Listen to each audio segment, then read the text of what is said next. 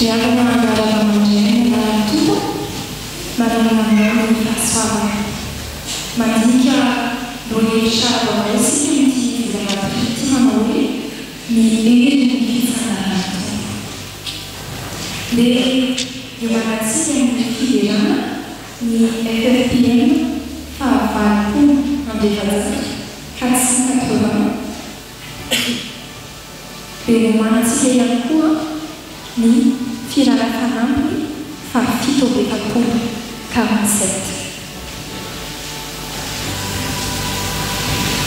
Dia ianao hoe sokakatsika ny baibolitsika ao amin'ny Zefania toko fahatelo. Zefania toko fahatelo ny andiny fahafito amby-folo.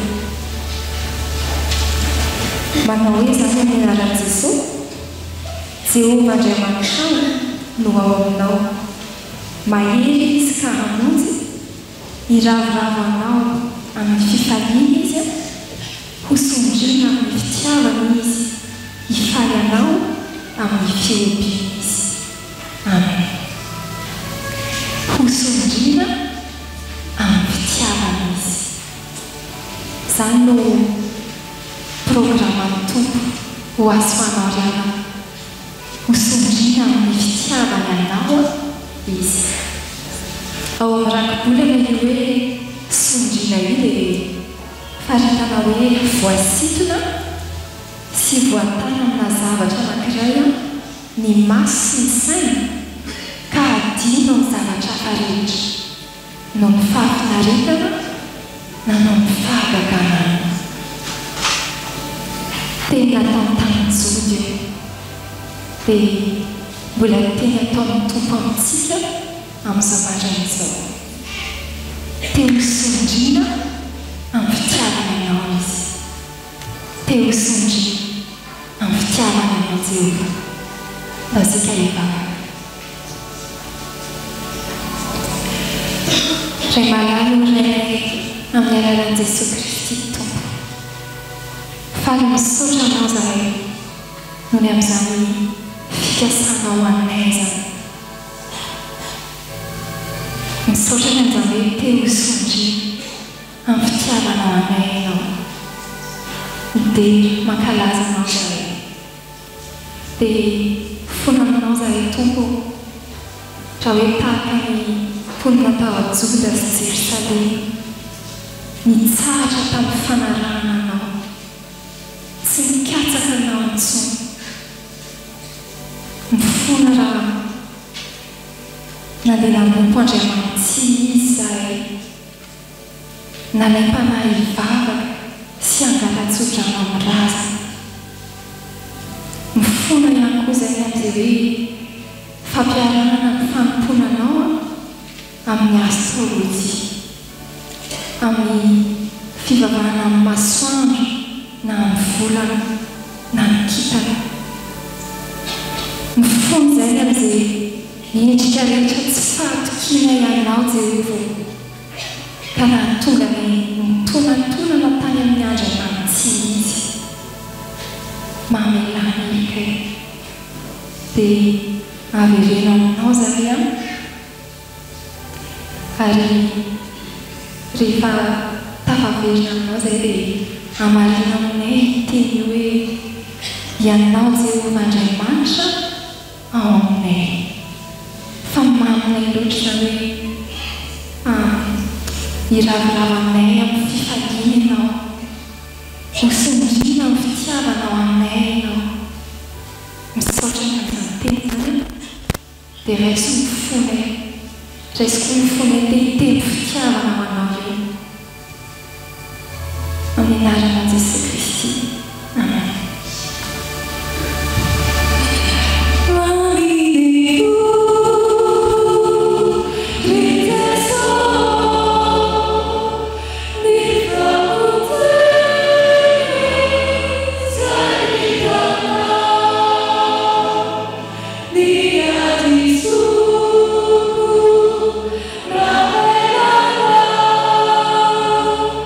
Della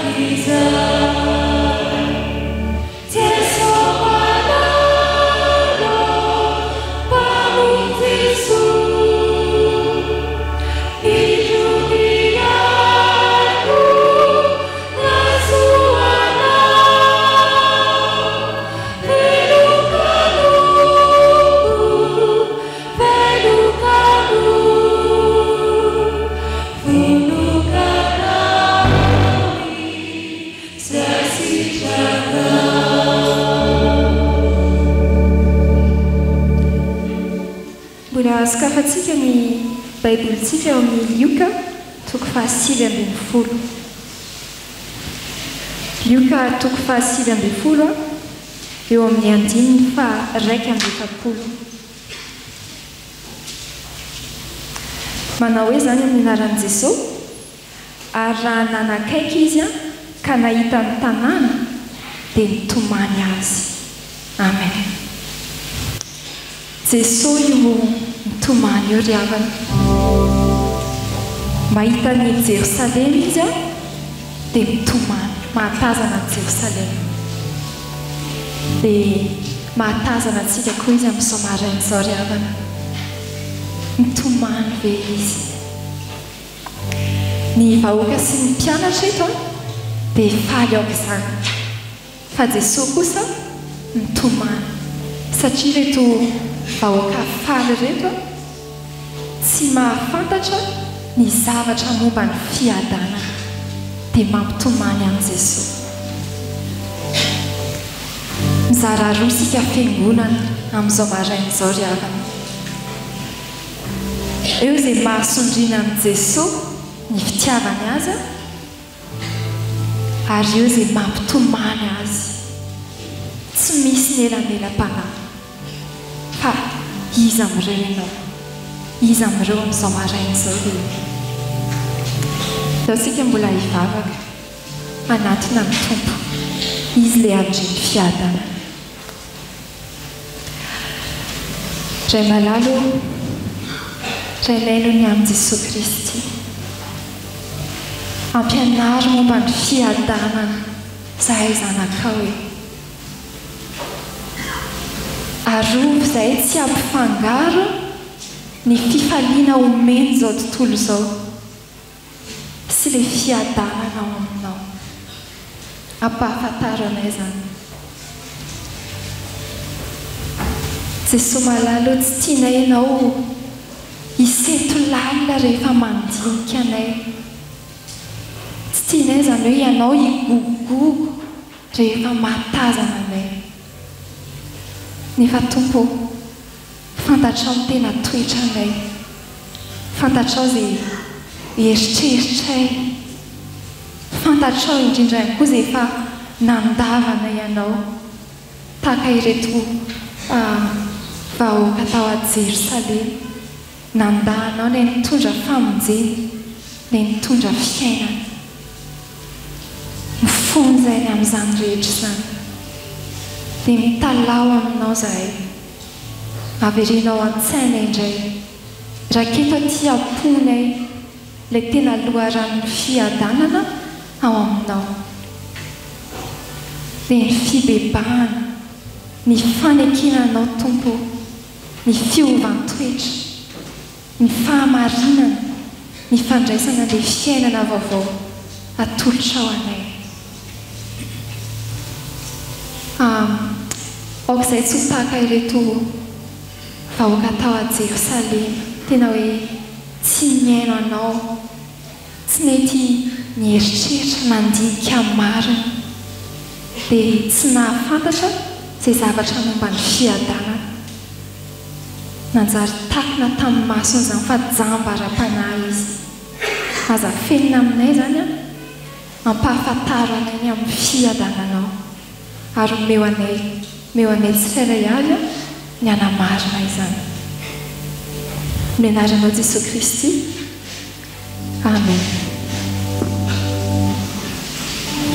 Ianao izay mitady fiadanao tsoa amin'izao fiainana izao, ka mandeha mankatsiaka misika mikorana ny tominana, ka rehefa tsy manitiza maso fahaizana foana ny mofo, ity misy fiainana toroko anao hatramon'ny vitana.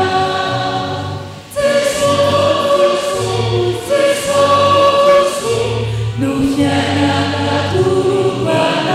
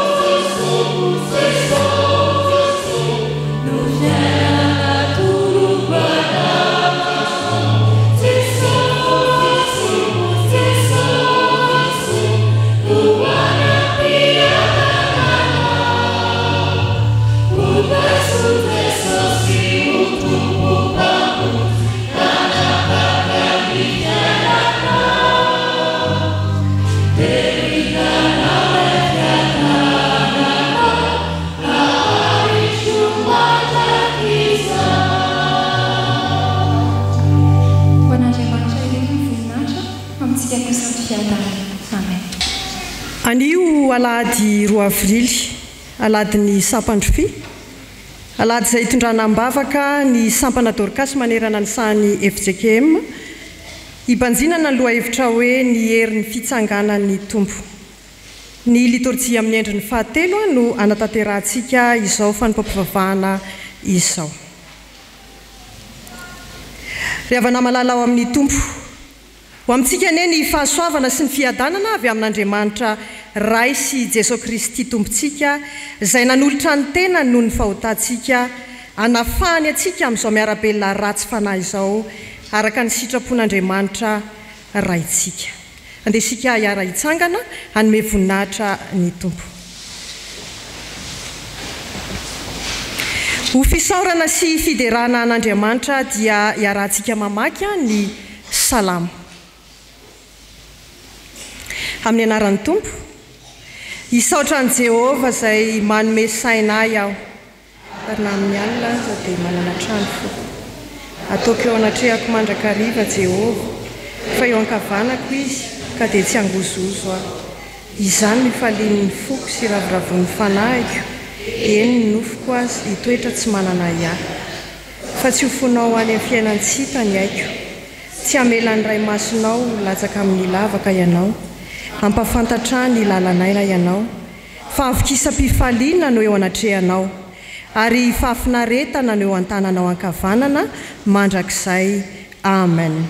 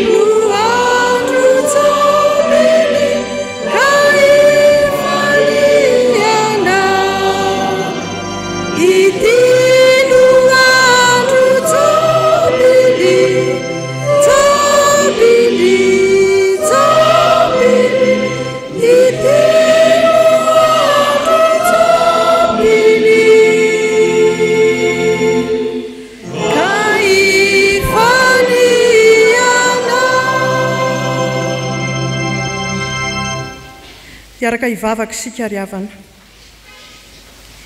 Ry Andriamanitra rainay io, vory eto an-tranonao izay ankehitriny, midera sy mankalaza ary manome voninahitra ny anaranao. Ilay mpanjaka be voninahitra, ilay mpanjaka be fiantrana ary indrindra ilay mpanjaka be famindrapo.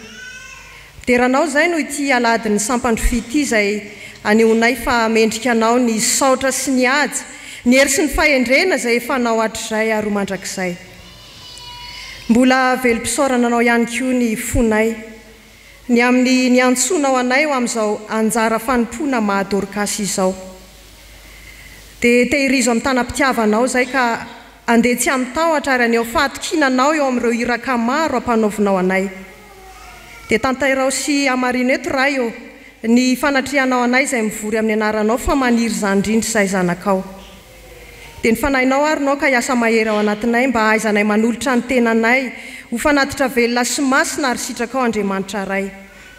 Mahery tokoa mantsy ny fitsangananao tomponay ka afaka mamindra aina vaovao aminay mba ahafahanay mijoro vavolombelonao. Dia tao miary zahay hahibanjina anao ka ahitanay ny herinao sy ny voninahitrao mandritra ity fanompoavavahana ity. Amin'ny anaran'i Jesosy Kristy mpanjakanay. Amen.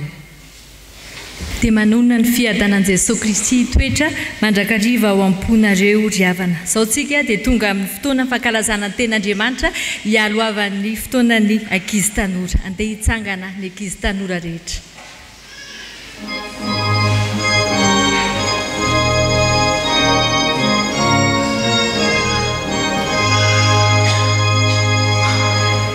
Ireo izay mahavatra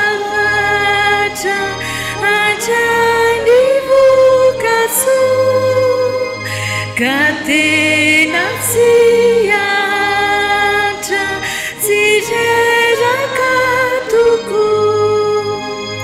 Jereo retany kesa lampana tena voa fa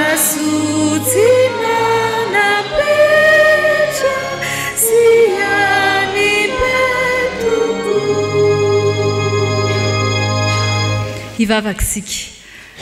Misaotra anao izay Jesosy fa indreto indray izay ahitany ketsa andray ny afatra avy aminao. Dia mangataka ny fanainao masina hitoetra ato anatinay ahafahanay mankatoa ny didinao. Misaotra Jesosy. Amen. Petraka isika. Liko toko 7:10 filazantsara ny liko toko 7:10 ny andiny ny 9:30 tapany voalohany andrakizy tanora no hitondrantsika indray ny afatra amin'ity anio ity. Filazantsara araka ny liko toko 7:10 ny andiny ny 9:30 tapany voalohany. Rehefa hitatsika dia andeha arahantsika mamaky amin'ny anaran'i Jesosy. Isaorana neny mpanjaka izay avy amin'ny anaran'i Jehovah. Amen. Isaorana neny mpanjaka izay avy amin'ny anaran'i Jehovah. Izany ten'Andriamanitra izany ndraiky izy tanora dia teny nampiasaindreo mpanaradian'i Jesosy rehefa tonga tao Jerosalema Jesosy tamin'ny andron'ny sampandrofia. Toe-javatra roa samihafa izay tena tsy mitovy no ny famaofao tamin'ity fotoana izay nahatongavan'i Jesosy ity raky izy tanora. Ny toe-javatra iray nisy dia fifaliana nisy tao amin'ireo vahoaka nanaradian'i Jesosy, nahatsapa fifaliana ny vahoaka izay nanaradian'i Jesosy ka nidera azy, nankalaza azy ary niteny an'ity ten'Andriamanitra izay nisafidintsika ity. Ary no hamarininy koa ny fifaliana, naseho ny fifaliana tamin'ny alalan'ny fihetsika, nanovaova sapakazo ny vahoakan'i Jesosy tamin'izany fotoana izany, ny mpanaradian'i Jesosy, ary nanisy lamba ihany koa andianan'ilay zanaborika nitondra an'i Jesosy. Faly ny vahoakan'Andriamanitra raha nitsenan'i Jesosy. Fa ny toe-javatra hafa izay nitranga koa rakizy tanora dia nisy koa ny alahelo. Nisy ny fifaliana teo amin'ny mpanaradian'i Jesosy kanefa nisy ny alahelo. Iza ny alahelo? Jesosy. Rehefa mamaky tsara an'ity ten'Andriamanitra ity isika amin'ity perikopy ity dia niteny ao ambanimbany ao hoe Jesosy nitomandry. Nalahelo rakizy tanora Jesosy satria ilay tanàna izay novatany dia tsy vonona ny andray azy, tsy vonona ny ankatohan'i Jesosy. Anka malahelo Jesosy.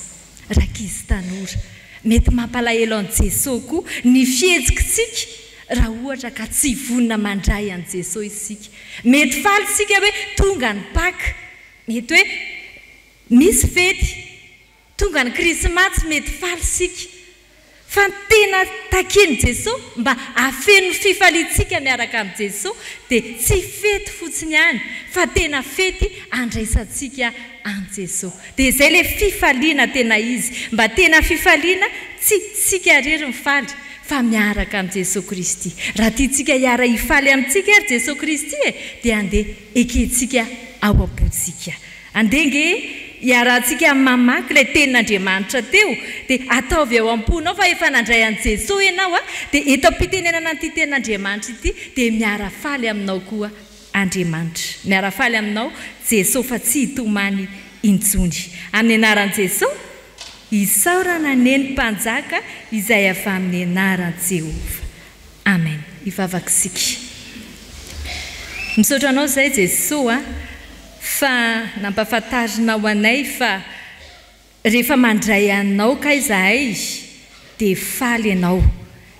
Tianay ianao Jesosy ho faly miaraka aminay. Manana fifaliana izay miaraka aminao dia tena tianay raha ho faly miaraka aminay koa ianao. Misaotra Jesosy. Amen.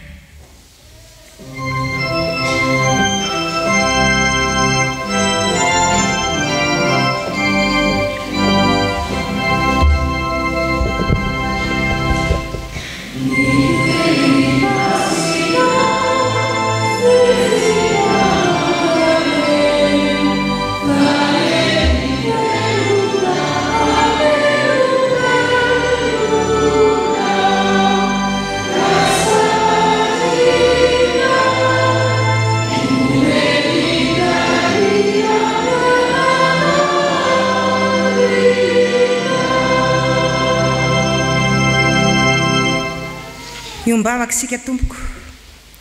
Isaoranay ianao Andriamanitra eo, fanomenao anjaratsara zahay, andraisanay ny teny fahamarinanao.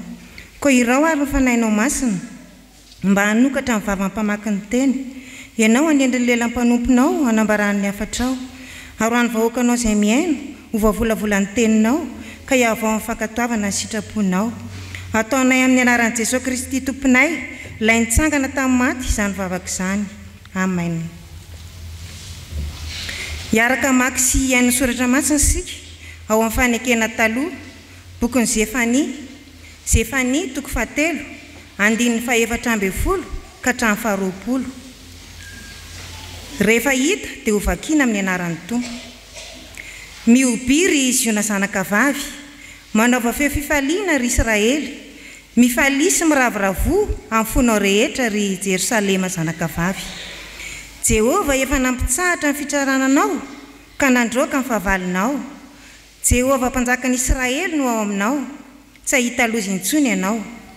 Amin'izany andro izany dia ho lazaina amin'ny Jerosalema hoe aza matahotra ary aza miravoravo tanana ry Ziona. Jehovah Andriamanitra no ao aminao, mahery izy ka hamonjy. Iravoravo anao amin'ny fifaliana izy, ho sindriana amin'ny fitiavana izy, hifaly ianao amin'ny fiobiny izy. Angoniko izay manana fotoam-pivavahana avy aminao ihany ireny ary hitambesarany latsy izy. Indro asiako amin'izany andro izany izay rehetra mampahory ianao. Hovonjeko ny mandringy ary hovoriako ny roahana. Eny, ataoko fiderana sy ho anarany ireny izay efa nitondra henatra tany amin'ny tany rehetra.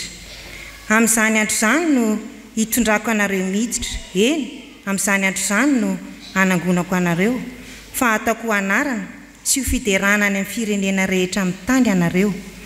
Raha mpodiako avy amin'ny fahababony anareo ka ho hita masinareo izany, hoy Jehovah.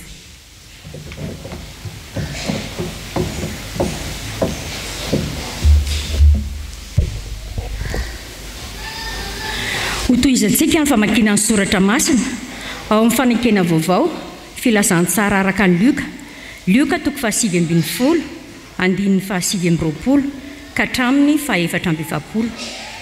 Ary ho faranantsika ny famakiana ny soratra masina ao amin'ny bokin'ny Apokalipsy toko 7 andininy 7 ka hatramin'ny 2:20. Rehefa hita dia ho vakiana amin'ny anaran'ny Tompo. Ary raha nanakaiky amin'ny Betfaga sy Betania teo an-tendrombohitra atao hoe Oliva izy, dia naniraka roalahy tamin'ny mpianatra ka nanao hoe: mankanesa amin'ny roa vohitra tandrifinareo iroa, ary raha vao miditra ao ianareo dia zanabiriky mifatotra ho hitanareo izay tsy mbola nitengenan'olona, fa ao izy ka ento ery. Ary raha misy manontany ianareo hoe nahoana ny vahanareo io, dia izao no lazainareo: misy raharaha lanin'ny Tompo azy. Ary noho ny nandeha ireo niraina ka nahita arak'izay nolazainy taminy. Ary raha namany zanabiriky izy dia hoy ny tompony taminy: nahoana ny vahanareo ny zanabiriky? Ary hoy izy: misy raharaha lanin'ny Tompo azy. Dia nitondra azy ho any amin'ny Jesosy izy ary nametraka ny lambany teo ambonin'ny zanabiriky ka nampitaingeniny azy Jesosy. Ary nandeha Jesosy dia namelatra ny lambany teny an-dalana izy ireo. Ary rehefa nanakaiky izy ka tonga teo ampidinana amin'ny tendrombohitra Oliva dia nifaly avokoa ny mpianatra marobe ka nideran'Andriamanitra tamin'ny feo mahery noho ny asa lehibe rehetra izay efa hitany, ka nanao hoe: isaorana ny mpanjaka izay avy amin'ny anaran'i Jehovah, fiadanana ny an-danitra ary voninahitra any amin'ny avo indrindra. Fa ny fariseo sasany izay teo amin'ny vahoaka nanao taminy hoe: mpampianatra, rarao mpianatra ao. Fa izy namaly ka nanao hoe: lazaiko aminareo fa raha mangina ireo dia nivanto ny antsoantso. Ary raha nanakaiky izy ka nahita ny tanàna dia nitomany azy ka nanao hoe: raha mba nahafantatra mantsy ianao dia amin'ity andro ity aza izay momba ny fiadanana, fa ankehitriny miafina amin'ny masonao izany. Fa ho avy aminao ny andro izay hananganany fahavalonao tovitany manodidina anao, dia hanemitra anao izy ka hanidy anao manodidina, ary hamongotra anao hatramin'ny tany mba amin'ny zanakao ao anatinao, ka tsy havelany izy vato hifanongoa eo aminao, ho valiny tsy nahafantaranao ny andro namanginanao. Rehefa afaka izany dia hitako fa indreo nisy olona betsaka tsy tambo isaina avy tamin'ny firenena rehetra sy ny fokom-pirenena sy ny olona ary ny samihafa fiteny nitsangana teo alohan'ny seza fiandrianana sy teo anatrehan'ny zanak'ondry, ny akanjo fotsy lava sady ny tana sapandrofy teny an-tanany.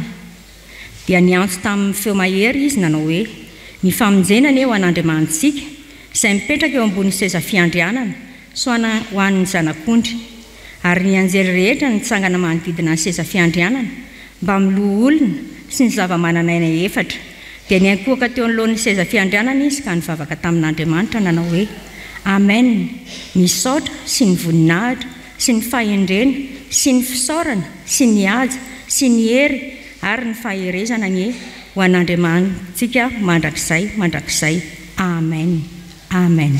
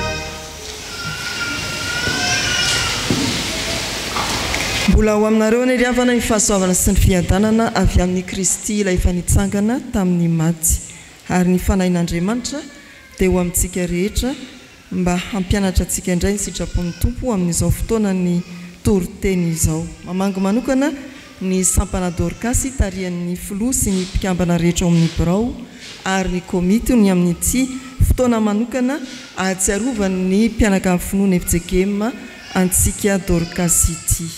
Ho vehivavy velona noho ny fitsanganan'ny Tompo tamin'ny maty ane ianareo. Luka 7:20 andininy 7:20 hatramin'ny 7:70 efa novakina tamintsika teo mitantara ny niakaran'i Jesosy tany Jerusalema. Foto-kevitra maro iavana no azontsika tovozina ao amin'ny tantaran'i Jesosy niakatra ho an'i Jerusalema. Raha laisintsika isanandininy ny manomboka amin'ny 7:20 ka hatrany amin'ny 7:70 dia afaka mamoaka toriteny tsy lasaky ny zato isika. Teo gaga ve isika isaky ny aladin'ny Dorcas zoko zana biriky foana ny toriny, zana biriky foana ny toriny dia hainareo ve le atsika?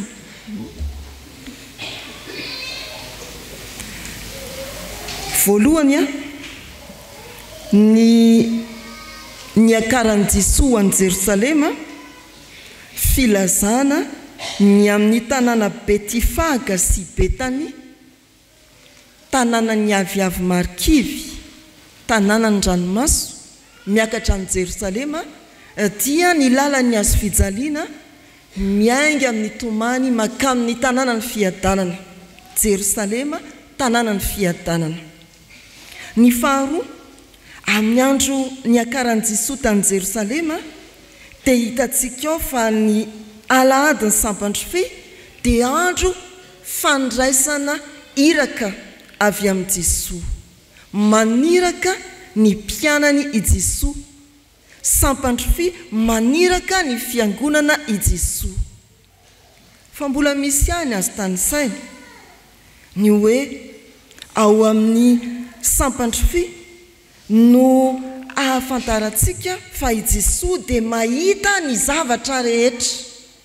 Mandehana amin'ny rivohitra tandrifianareo iry, raha vao miditra ao ianareo dia mahita zana biriky mifatotra. Raha tomponao zao masinao eny Ambohidratrimo dia mieritreritra venao misy zana biriky mifatotra ao na misy akohan'olona mifatotra ao, fa i Jesosy dia nahita. Mbola misy koa ny hoe ny aladin'ny sampandrofe dia lahady ny fahafoizana. Miontana iray ihany ny fon'ny Dorcas amin'izany. Dorcas mantsy mahafoy. Alahady ny fahafoizana nomen'ilay tompony ny zanabiriky rehefa novahana. Nanaisitra ny lambany teny an-dalana, nametraka azy teny amin'ny lalana diavin'i Jesosy. Ny olona fahafoizana izany. Dia foto-kevitra be dia be tahaka izany mbola azo ao anatin'ny tantara ny sampandrofe tsy hivina amin'izao alahady 2 aprily izao. Raha mbola toizana dia tenenina indray ny hoe avy tana toriteny tsy latsaky ny zato ny tantaran'ny alahady ny sampandrofe Jesosy niakatra ho an'i Jerusalema. Foto-kevitry ny perikopa amin'izao volana aprily izao riavana dia manao hoe ny hery ny fitsanganan'ny Tompo. Ny hery ny fitsanganan'ny Tompo izay andraisantsika foto-kevitra anankiroa mora tadidy. Ny hery ny fitsanganan'ny Tompo fanafahana anao. Ny hery ny fitsanganan'ny Tompo fanafahana anao. Ny hery ny fitsanganan'ny Tompo fiadanana ho anao. Fiadanana ho anao. Eo amin'ny andininy 7 riavana. Izao no voasoratra amin'ny anaran'ny Tompo. Mankanesa ny roa vohitra tandrifinareo iroa, ary raha vao miditra ao ianareo dia hisy zanabiriky mifatotra ho hitanareo izay tsy mbola nitengenan'olona fa ao izy ka ento ety. Zanaboriky mifatotra, raha vao miditra ao ianareo dia isy zanaboriky mifatotra ho hitanareo. Ny hevitra zany filazana izany dia ny hoe eo ambavahadin'ny tanàna, vao tafiditra eo an-tanàna, fa tsy efa tafiditra any an-trano. Raha vao miditra ianareo eo ambavahady dia tadidinao ve ny fihetsika roa ny biby fiompy isan-karazany fatoranao eo ambavahady? Ahoana ny fihetsiny? Te hitroatra andeha dia ho any afa-tsy afaka. Na akoho io na saka io, izay karazam-biby mifatotra eny ambavahadinao, avereno sary an-tsaina. Misy olona miditra indrindra fa vahiny, tsy mipetrapetraka fotsiny izy a. Ny rana ny mpianatra hiditra eo ambavahady ny tanàna, raha vao miditra eo ianareo dia ahita zanaboriky mifatotra. Soratra Masina dia manambara fa itony fiangonana itony no vavahady ny lanitra. Tsy hafa ity fa vavahady ny lanitra. Ary raha tonga eto isika dia mieritreritra hoe tena efa afaka ve zanaboriky mivavy? Voavavy sao dia lazainareo hafa indray mivavy. Zanaboriky voavavy za, sa zanaboriky mbola mitady zay ahafahako, mbola le te hitroatra, le te ho afaka mafy, le mangetaeta ny ho afaka, mbola voafatotra. Indraindray ry havana isika kristianina dia tena efa olon'afaka tokoa, tena olon'afaka, tsisy mamatipatotra antsika dia mandroso sika, tsy mijanona eo ambavahady fa afaka mandeha ankalalahana amin'ny fanompona. Talata am'roa synodam-paritany, mamangy ny zazakamboty, mamangy toeram-panomanana, dia afaka ianao. Fa nibetsaka amintsika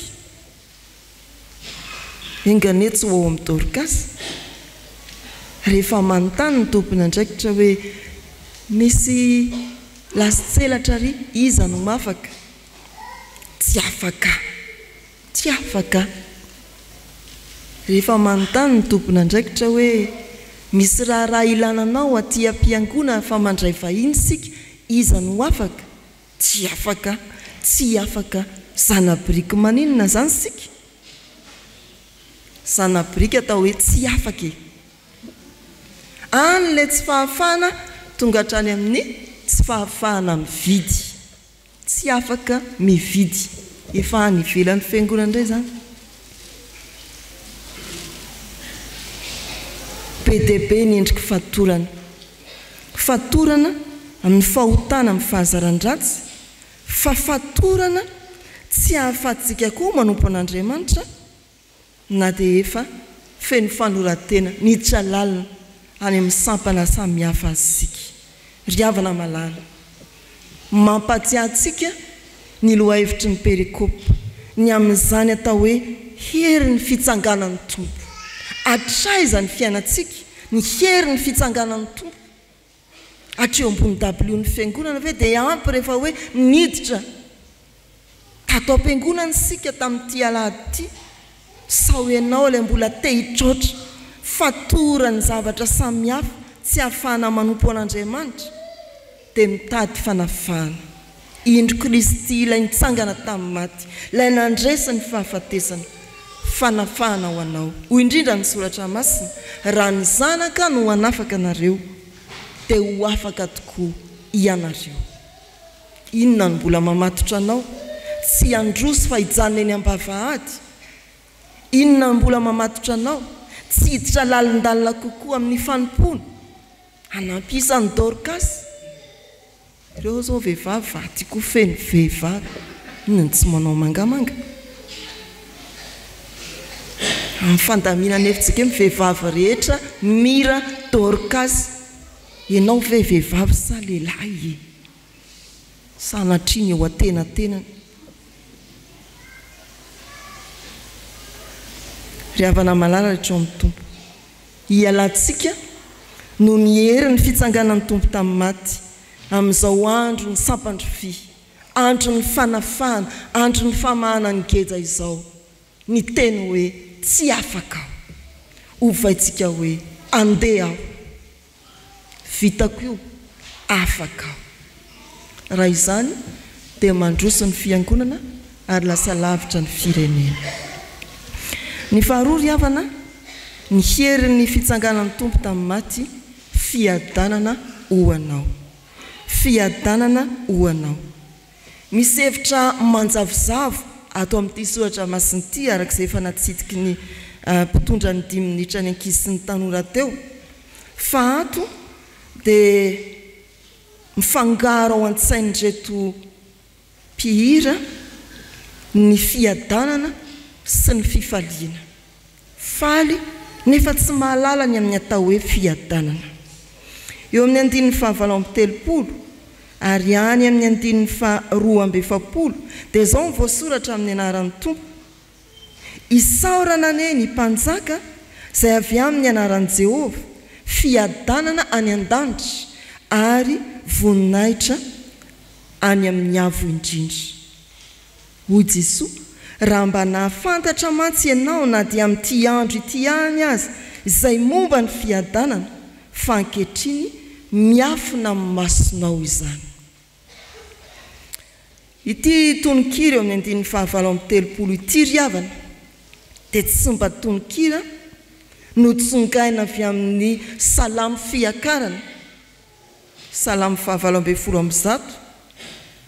Tsy mba tahaka an'ireo tononkira voalazany amin'ny Matthieu na Marka na John mitantarany amin'ny sampandro fy, fa tononkira hafa mihitsy ho an'ireo telo Marka, Matthieu, John. Ny tononkira dia hoe hosana, hosana, hosana. Ho an'liko fiadanana any an-danitra, voninahitra any amin'ny avo indrindra. Manjavozavo ilay fiadanana. Lioka ihany no nampatsiah tantaran'ny Krismasy raha nirahana ny anjely ilazany fahateran'i Jesoa. Dia izao no nambarany anjely, voninahitra ny avo indrindra ho an'Andriamanitra, fiadanana ety ambonin'ny tany ho an'ny olona ankasitrahany.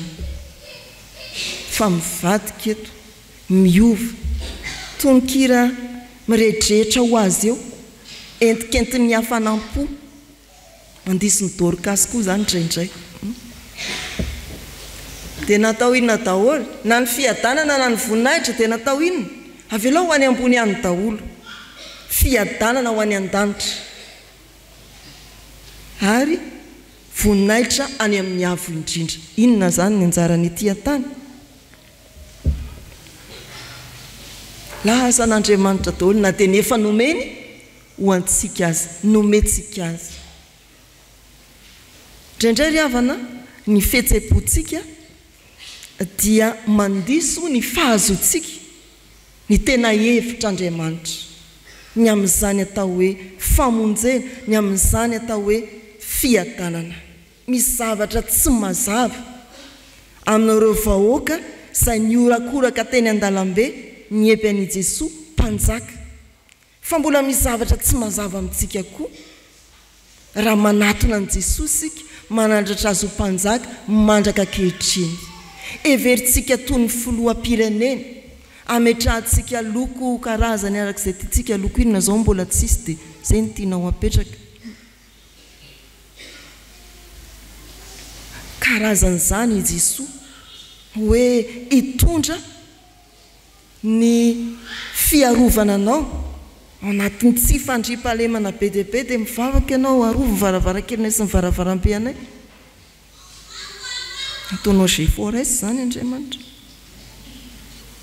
dia mivavaka ianao ho omeo sakafo zahay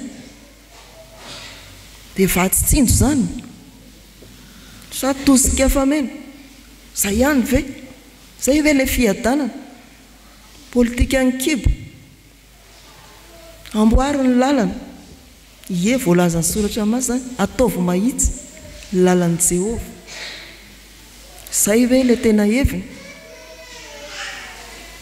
mbola tadiavintsika koa no hoe ataovy mba mirary reny sara-pitsabony zany ve ny heverantsika ny Jesoa manitsy an'izany i Jesoa mendiny ny 2:20 tsy izay le fiadanana tsy hoika mpifaliana miopefy tsy ampieveran'io iantsonareo ao mpanjaka fiadanana miainga amin'ny ara-panahy fandravonana ny fifandraisanao amin'Andriamanitra ary fandrafetana ny fihavananao amin'ny hafa tena mifototra miorina amin'ny famelan-keloko avy amin'Andriamanitra ary miampita amin'ny mpiarabelona ny atao hoe fiadanana fitsaharany pobasy fitsaharany vavabe fitsaharany totondra fitsaharany herisetra zany koa ray mpianakaviana sao dia misy mahery herisetra sao dia tsy fantatsika zany hoe mivavaka ka manatona an' Jesoa tsisy herisetra fiadanana tsy nisy lonolony famelan-keloka ary fivelomana amin'ny famindrampon'Andriamanitra ny herin'ny fitsanganana Jesoa tamin'ny maty ry havana dia anambarana fa resy ny fahotana velona isika ary velona tsy hoe mitsipozipozy fa velona manana hika-pifaliana atosika ny fiadanana vokatry ny fandresen'i Jesoa ny fahafatesana tsaritsary-piadanana na aloka fifaliana ety amin'izao tontolo izao fa tena fiadanana ary fifaliana marina tokoa ry havana malala nitsangana tamin'ny maty i Jesoa ny sampandrofidy efa mitary sasakisa sahady isaintsaina n'izany paska izany Jesoa nitsangana tamin'ny maty ny herin'ny fitsanganan'ny tompo tamin'ny maty fanafana ho anao esory ao amin'ny vavanao ny hoe tsy afaka manomboka izao mandroso isika manao dingana vaovao isika ary afaka isika ny herin'ny fitsanganan'ny tompo tamin'ny maty dia fiadanana ho anao manomboka izao aza atao saritsary-pifaliana saritsary-piadanana na sandoky ny fifaliana sandoky ny fiadanana zay iainanao miaraka amin'i Jesoa efa nitsangana tamin'ny maty izy raiso ny fiadanana ho an'Andriamanitra ny voninahitra amen.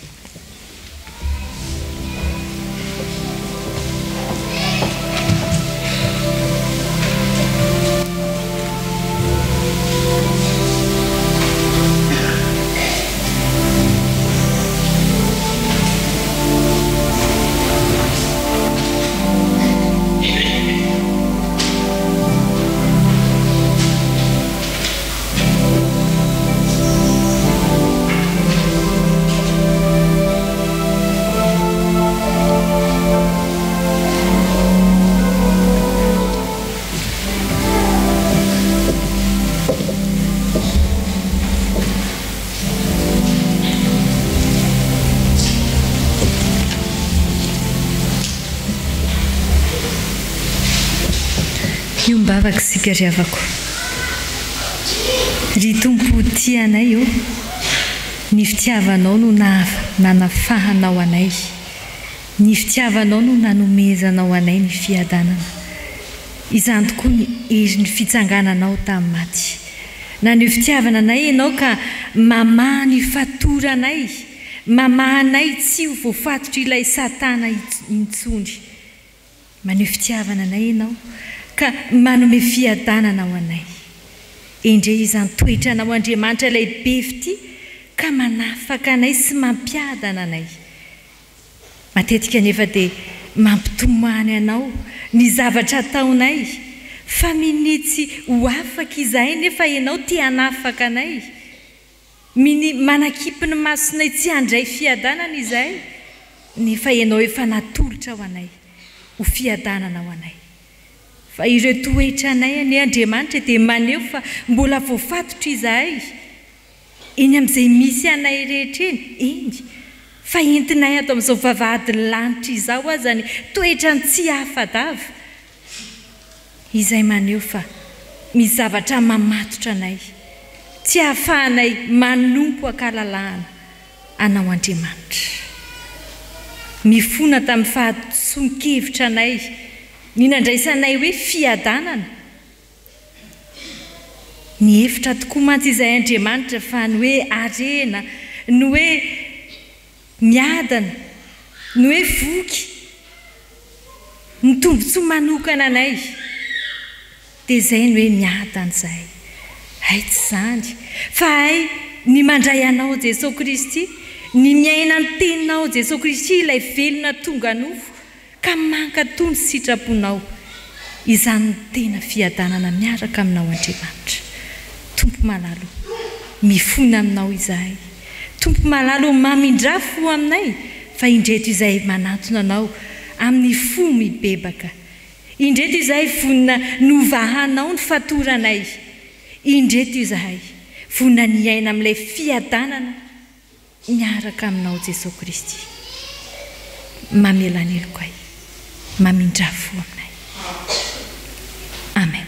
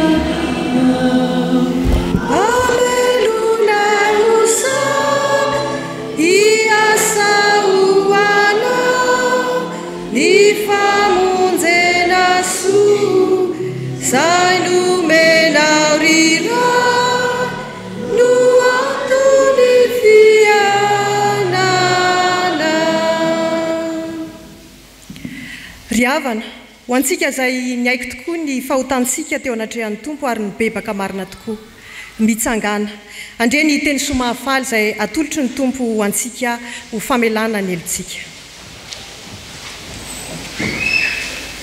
hoy ny tompo ho solo ny nafoizananao sy ny nankalananao ary ny tsy nandehanany olona namaky anao dia hasandratro rehareha mandrakizay ianao eny ho fifaliana hatramin'ny taranaka faramandimby ambara amin'ny anaran'ny tompo ary fa voavela ny eloko areo noho ny anaran'ny masina midera ny tompo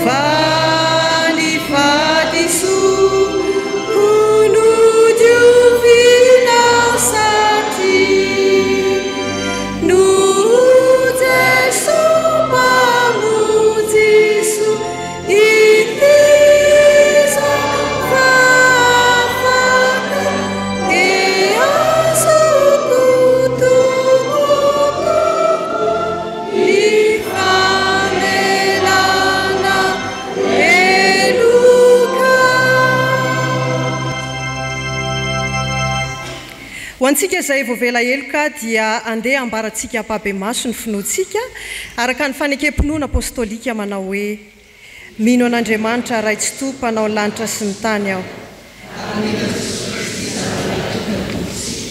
izay nitorotoroana tamin'ny fanahy masina nateraka nareveritsiny nizara napapapatokolato ombona tamin'ny hospitaly antoka nalevina hidiny tany amin'ny fiainantsika nitsakana tamaty tamin'ny andro fahatelo miakana ny lanitra mipetraka-pavan'Andriamanitra ray tsy tompo avy eo nyviny tsara ny velona sy ny maty ny fanahy masina fiangonana masina mamela amin'izao tontolo izao fiombonan'ny olona masina ny famelan-keloka ny fitsanganany tena maty ary ny fiainana mandrakizay amen.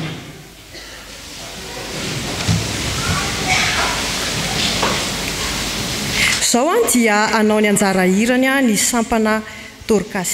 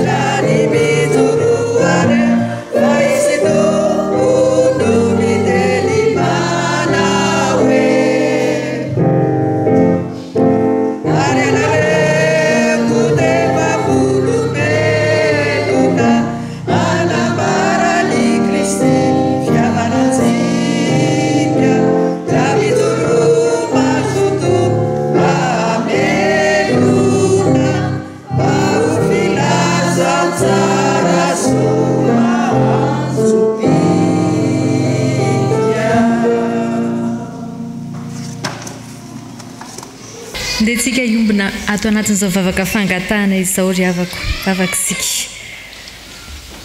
Indreto izay Andriamanitro ilay efa novahanao tamin'ny fatorana ka afaka. Indreto koa izay ilay notoloranao fiadanana ka miadana tokoa. Malon'izany anefa dia toe-javatra maro no mifamaofao eo amin'ny fiainanay zanakao Andriamanitra ka tianay ametrahana izany fiainana izany eo ampelantananao. Ao ny misedra fahoriana Andriamanitra, ao ny misedra tsy fisiana ihany koa, ao ny misedra zavatsarotra ato amin'izao fiainana izao. Ny angatahanay aminao dia atreo Andriamanitra ny fiainany tsirairay mba hatafavoana amin'izany fiainana mafy rehetra izany ka mba mivoaka mpandresy satria manana anao Andriamanitra, mivoaka mpandresy satria manana anao Jesosy Kristy ilay tompony fiadanana. Eo anatrehan'ny fifaliana Andriamanitra dia tena satrinay tokoa ianao no miaraka aminay mandritra ny fiainam-pifaliana rehetra izay atrehanao satria fantatray fa avy aminao ny fifaliana.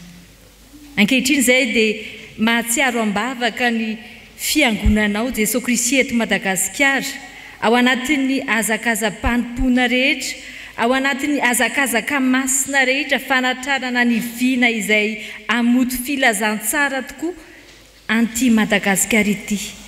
Andriamanitra mitarihanay ianao amin'ny lalan'ny fanenao masina, azahoanay manatanteraka ireny asa ireny araky ny habeny voninahitra ao.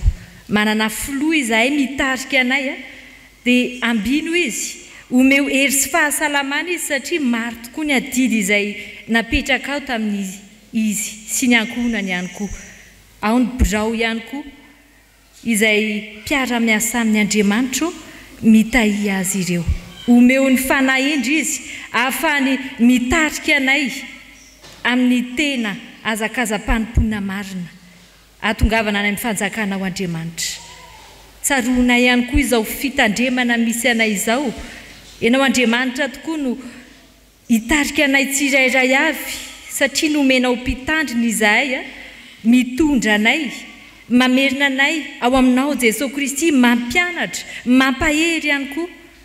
Dia tsaroanay ambavaka manokana izy sy ny ankohonany mba ny tananao Andriamanitra ny aro azy, ampahery azy ao anatin'ny asa izay ataon'izy ireo.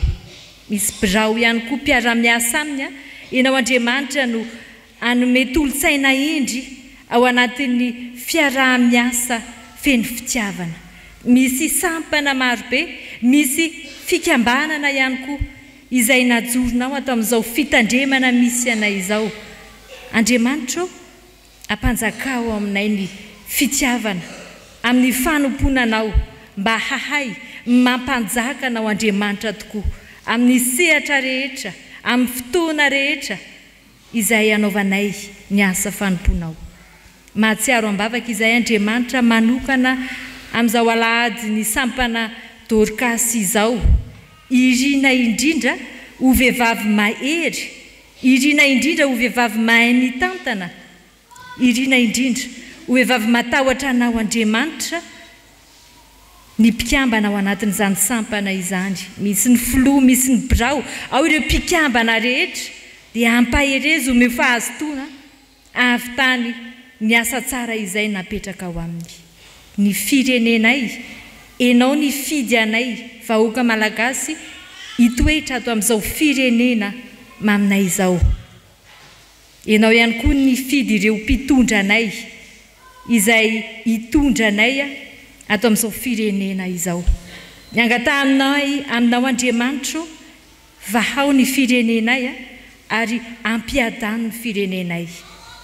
Ny fiadanana izay andrasanay dia ny anekeny vahoaka rehetra, ny anekeny mpitondra ihany koa indrindra, ny joroanay tsirairay avy ireto vavolombelonao, fa ianao Jesosy Kristy ilay tena fiadanana. Aza ve ilay tady fiadanana hafa izahay ampandroso ny firenenay, fa ianao Jesosy Kristy ilay lohan'ny fiangonana, lohan'ny firenenay no iandrasanay, no andrasanay ihany koa anolo-tsaina anay ato amin'ny firenena izay nametrahanao anay. Andriamanitra manana ny fikasana tsara izay tianay ho tonoina mangina eto anatrehanao izahay, koa miaino izao vavaka mangina ataonay izao.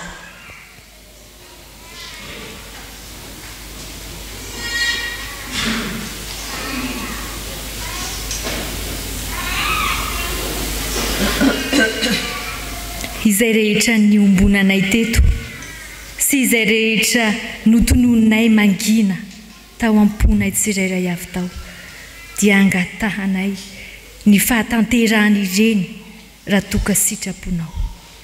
Rainay eo izay ny an-danitra, ho masinana eny anaranao, ho tonga eny fanjakanao, atao aneny sitraponao ety atany ny any an-danitra. Omeo anay ny izana sahaza ho anay ary mamelany elokay takany amelanay izay meloka taminay. Aza mitondra anay ao amin'ny fakapana fa manafana amin'ny ratsy. Anao ny fanjakana sy ny hery ary voninahitra mandrakizay. Amen. toy izao manaraka izao ry havana ny afatra avy amin'ny birao foibe Dorcas. Ho aminareo ry havana ny fahasoavana sy ny fiadanana avy amin'Andriamanitra ray sy Jesosy Kristy tompontsika. Amin'izany andro izany dia ho lazaina amin'ny Jerosalema hoe aza matahotra ary aza miravoravo tanana ary ziona. Jehovah Andriamanitra anao aminao, mahery izy ka hamonjy, hiravoravo anao amin'ny fifaliana izy, hosondriana amin'ny fitiavana izy, hifaly ianao amin'ny fiobiana izy.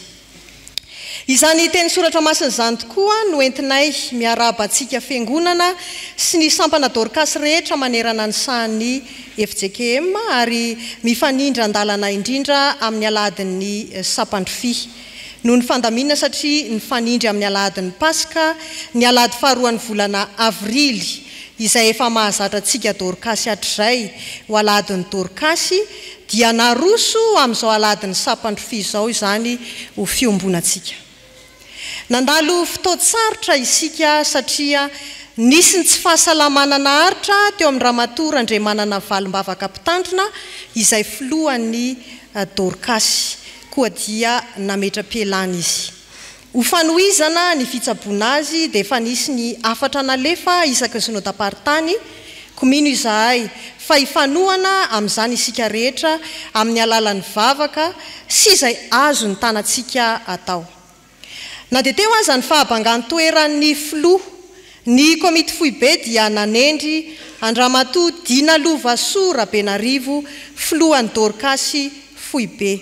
Ary efa manatanteraka ny asany izy ankehitriny, mivavaka ho azy isika mba hahefa be tokoa izy amin'izany asa izay sahaniny izany.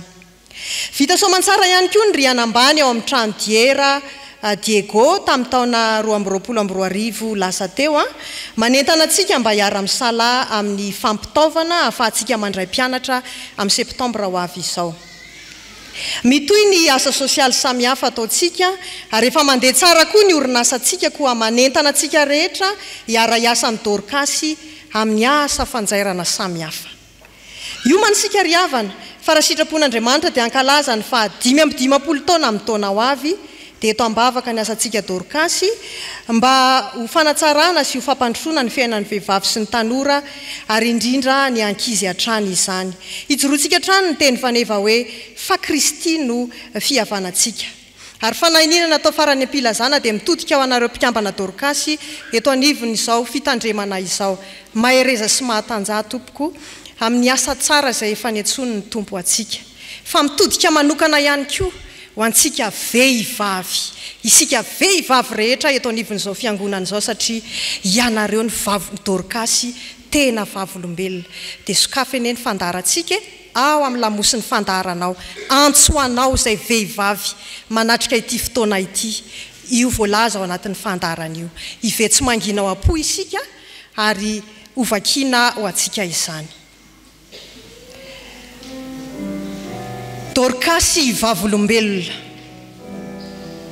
ianao no iraka voatendry vavolombelona izara, hanamparika sy ampiely ny tenin'ny filazantsara. Meteza reo Dorcas hanasitrana hatrany, hampijoro ny finoana hampitraka sesilany. Ianao no iraka voatendry vavolombelona andeha, hitory ny fiadanana sy fahasoavan-dehibe. Meteza reo Dorcas hahay anetry tena, hampiely ny fitiavana azona famonjena. Ianao no iraka voatendry vavolombelona hilaza, haneo ankariary ireo mahagaga fankalaza. Meteza reo Dorcas ampoka fahasahiana, anasongadina ny marina, hiandrandrana fitahiana. Ianao no iraka voatendry vavolombelona hivavaka, ampiely afatra malina sy fihetsika miavaka. Meteza reo Dorcas hampitony ireo izay trotraka, vonina n'olo-tanana hampiarina tsy ho potraka. Ho voninahitra Andriamanitra irery ihany.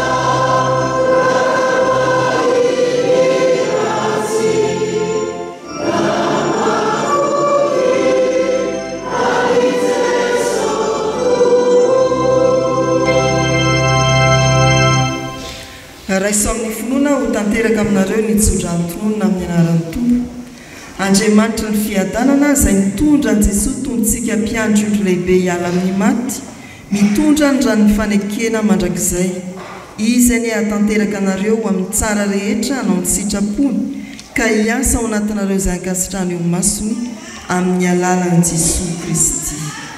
Amen.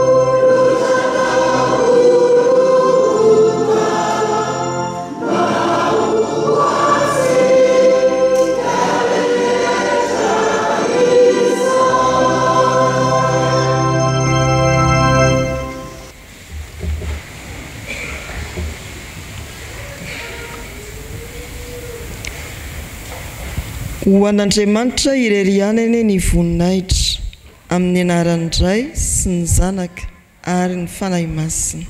Amen.